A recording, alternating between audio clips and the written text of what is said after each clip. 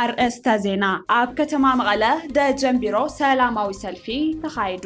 ኣብ ክልል ኣምሓራ ዞባ ምብራቅ ጎጃም ብዝተፈጸመ መጥቃዕቲ 100 ሰባት ከም ዝተቐትሉ ንቢቢሲ ሓቢሮም። ፕሬዝዳንት ዩክሬን ሃገሩ ነቲ ሩስያ ኣብ ልዕሊ ክሪምያ ንዘለዋ ቁፅፅር ኣፍልጦ ከም ዘይትህብ ድሕሪ ምግላጹ ንዘተሰላም ብምዝራግ ትራምፕ ከሲስዎ ዝብሉን ካልኦትን ሰላምታና በብዘለኹም ይብጻሕኩም ክቡራት ተኸታተልቲ ኣክሱማውያን መራኸቢ ሓፋሽ ሎሚ እውን ከምቲ ልሙድ ካብ ትግራይ ክሳብ ዓለም ለኸ ፍጻመ ጽሩይ ሓበሬታ ናባኹም ክነቕርብ ኢና። ንቪድዮና ላይክ ቻነልና ሰብስክራይብ ብምግባር ኣባል ቤተሰብና ይኹኑ። ኣክሱማውያን መራኸቢ ሓፋሽ ንቕሓት ነቕድም።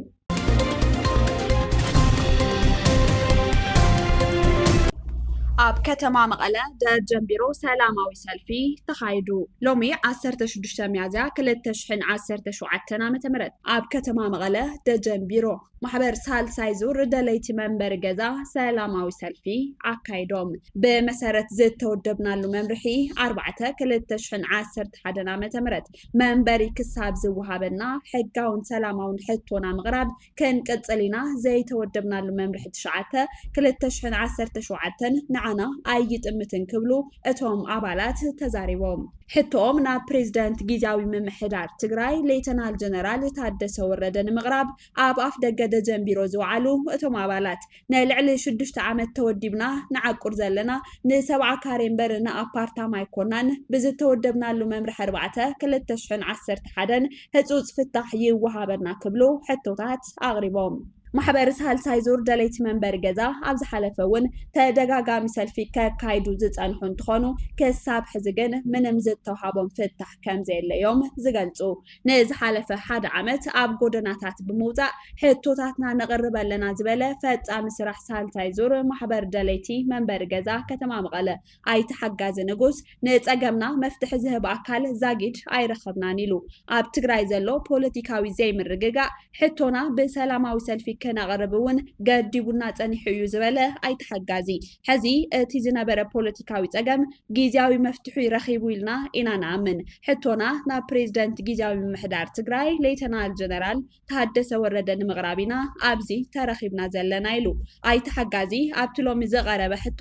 ወከልትኹም ብዘይ መራኸብቲ ሓፋሽ ይእተው ተባሂልና ኢና ዝበለ እንትኸውን ሕቶና ካብ መራኸብቲ ሓፋሽ ዝኽወል ኣይኮነን ዝብል ምላሽ ብምቕራቦም መልሲ ዝሃቦም ኣካል ከም ዘየለ ገሊጹ ክብል ድወት ሒዝዎ ዝወፅእ ሓበሬታ የረድእ። እቶም ወገናት ብመሰረት ዝተወደብናሉ መምርሒ 4/2011 መንበሪ ክሳብ ዝወሃበና ሕጋውን ሰላማውን ሕቶና ምቕራብ ክንቅጽል ኢና እውን ኢሎም። ካብዚ ዜና እንተይ ወፃና ጋዜጠኛ ዳዊት ከበደ ኣብቲ ሎሚ ዝተኻየደ ሰላማዊ ሰልፊ ነበርቲ ከተማ መቐለ ብዛዕባ ሳልሳይ ዙር 7 ካሬ ጥርዓን ንምቕራብ ኣብ በሪ ቤት ጽሕፈት ፕሬዝዳንት ተረኺቦም ድምፆም እንተስምዑ ድምፂ ህዝቢ ክዕፍን ፈተነ ብምግባሩ በቶም ሰልፈኛታት ተቃውሞ ኣጋጢምዎ። ጋዜጠኛ ዳዊት ከበደ ኣብ ደጀን ቢሮ ተረኺቡ እቶም ሰልፈኛታት ነቲ ጊዜያዊ ምምሕዳር ትግራይ ድምፆም እናስምዑ እንከለው ድምፆም ንምዕፋን እንትፍትን በቶም ሰልፈኛታት ከቢድ ተቃውሞ ከም ዝገጠሞ ናይ ዓይኒ መሰኻኽር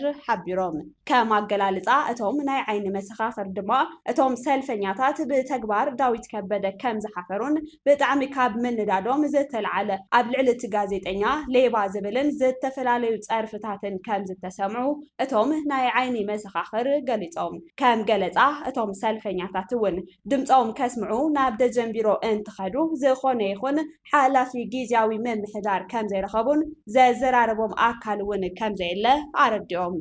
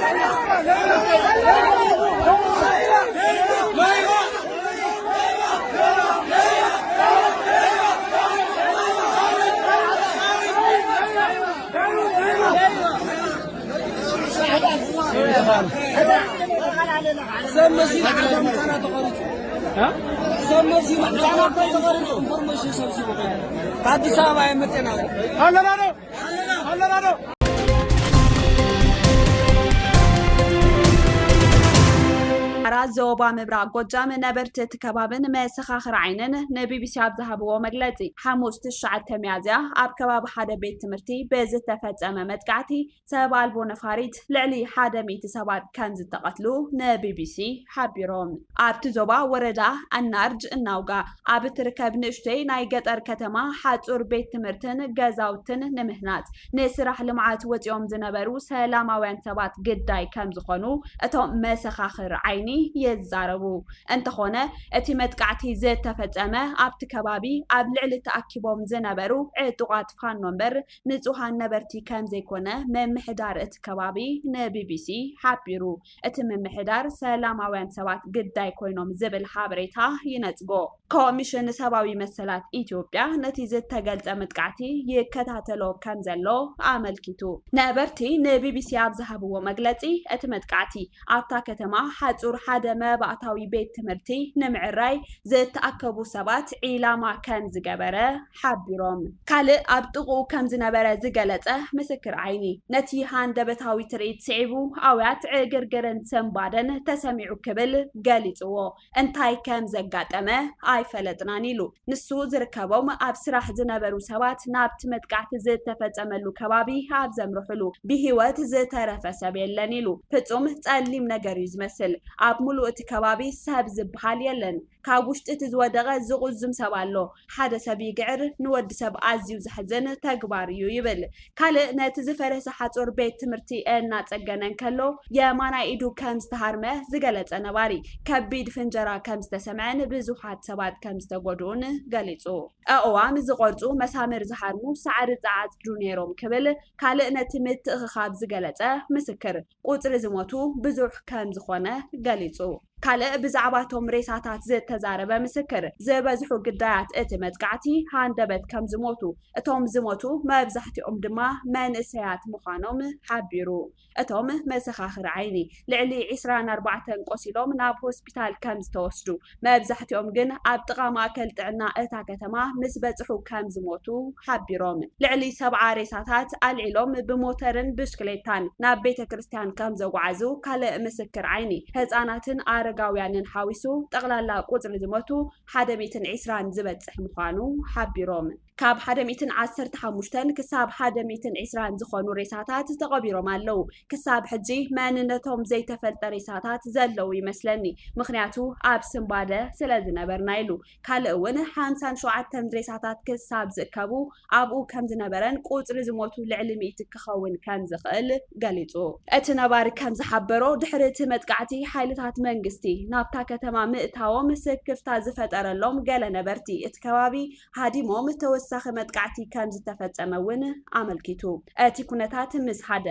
ናይ ሓዘን ዳስ ከም ዝተሰርሐን ድሕሪ መዓልታት ኣብቲ ከባቢ ፍራጅ ግፍዒ ተባሂሉ ዝፍለጥ ስነ ስርዓት ዝኽሪ ከም ዝተኻየደ ነበርቲ ሓቢሮም ነበርቲ ንበዓል ፋሲካ ካልእ መጥቃዕቲ ሰብ ኣልቦ ነፈርቲ ከይፍጸም ብምስጋእ ከም ዘሕለፍዎ ሓቢሩ በዓል ዝበሃል የለን ከቢድ ሓዘን እዩ ዘሎ በዓላይ ይመስልን ነይሩ እቶም ካብታ ከተማ ዝሃደሙ ሰባት ንበዓላይ መጹም ክብል እቲ ከባቢ ኣብ ሃውኡ ሓዘን ከም ዘሎ ገሊጹ ኣብ ክልል ኣምሓራ ኣብ መንጎ መንግስቲ ፌደራልን ዕጡቓት ሓይልታት ፋኖን ኣብ 2015 ዝጀመረ ግጭት ዛጊት ፍታሕ ኣይረኸበን እንተኾነ እቲ መጥቃዕቲ ኣብ ዝተፈጸመሉ እዋን ዕጡቓት ፋኖ ኣብታ ከተማ ከም ዘይነበሩን ኣብቲ ከባቢ ዝኾነ ግጭት ከም ዘይነበረን ኣመልኪቶም እቶም ዕጡቓት ንገለ ስራሕ ክሰርሑ እንተዘይመጽኦም ኣብታ ከተማ ኣይረኣዩን ይብል ሓደ ነባሪ ሓደ ነጋዳይ ምዃኑ ዝገለጸ ወሃቢ ርእይቶ እቶም ግዳያት ንጹሃን ነበርቲ ምዃኖምን ብዙሓት ካብኣቶም ብንግዳዊ ርክባቶም ከም ዝፈልጦምን ገሊጹ ኣባላት ፋኖ እንተዝኾኑ ሬሳ ምስ ተረኸበ ዕጡቕ ምረኸብና ነርና ፋኖን ሕብረተሰብን ፈሊና ነለልዮም ኢና ይብል ካልእ ነባሪ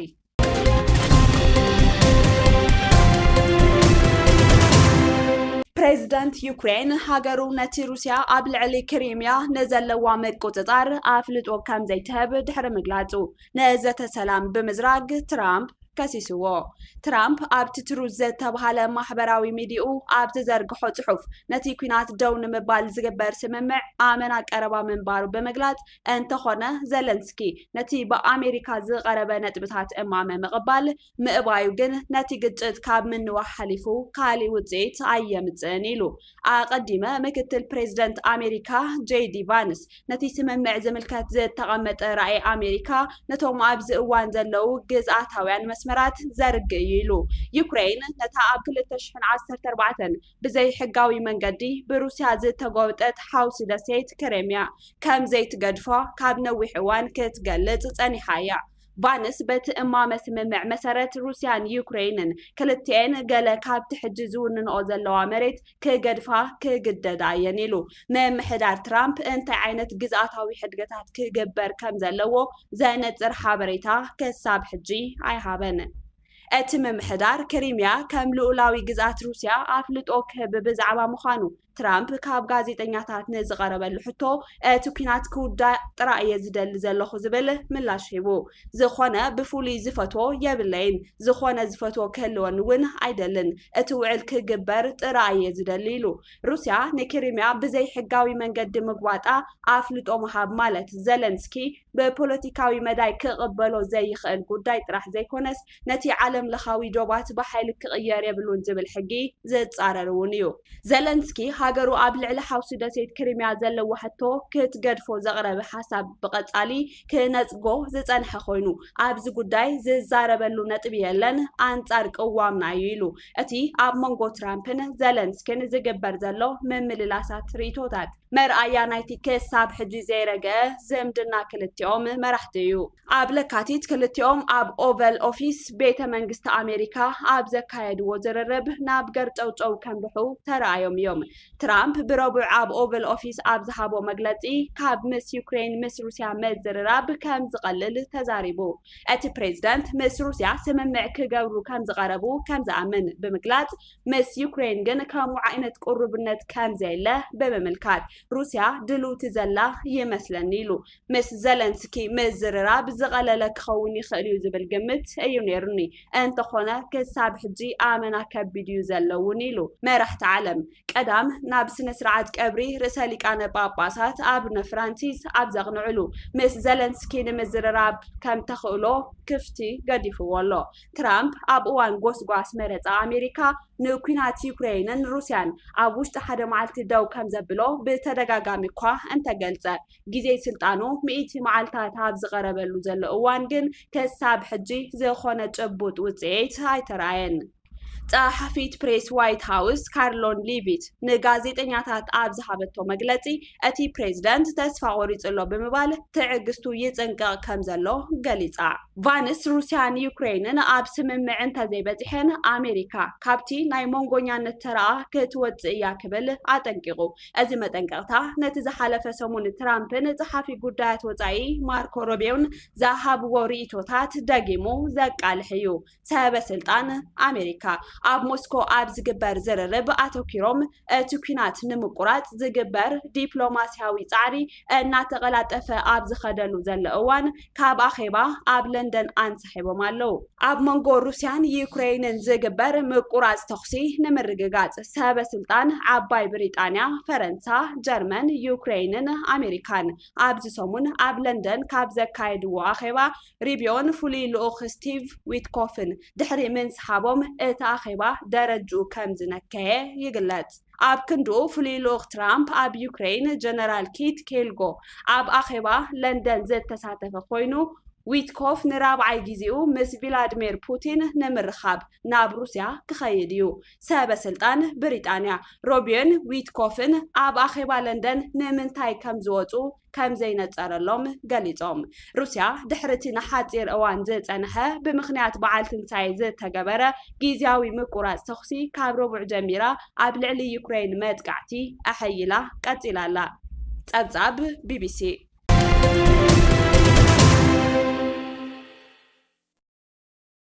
ክቡራት ተኸታተልቲ ኣክሱማውያን መራኸቢ ሓፋሽ ናይ ሎሚ ዕለት 16 ወርሒ 8 2017 ዓ.ም